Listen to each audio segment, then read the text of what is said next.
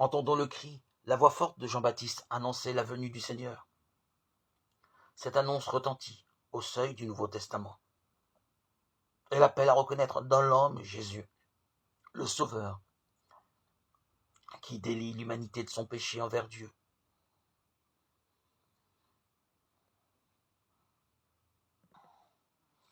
Reconnaître en Jésus le Sauveur venu de Dieu, c'est le reconnaître dans l'enfant de la crèche, mais aussi dans l'homme, Jésus qui marche auprès de nous et appelle à le suivre jusqu'à la croix.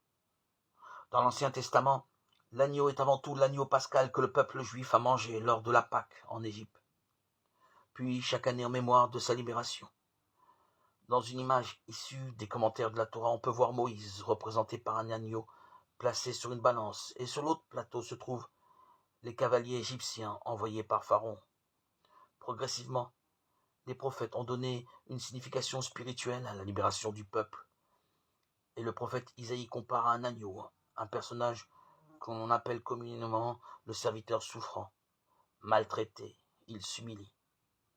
Il n'ouvre pas la bouche comme un agneau conduit à l'abattoir. Isaïe 53, 7. En identifiant le Christ comme l'agneau immolé, c'est non seulement le peuple d'Israël, mais l'humanité tout entière qui acquiert sa dignité d'enfant de Dieu. Dès lors, la circoncision juive et le baptême d'eau de Jean-Baptiste sont révolus. Seul prévaut le baptême donné par le Christ dans l'Esprit Saint.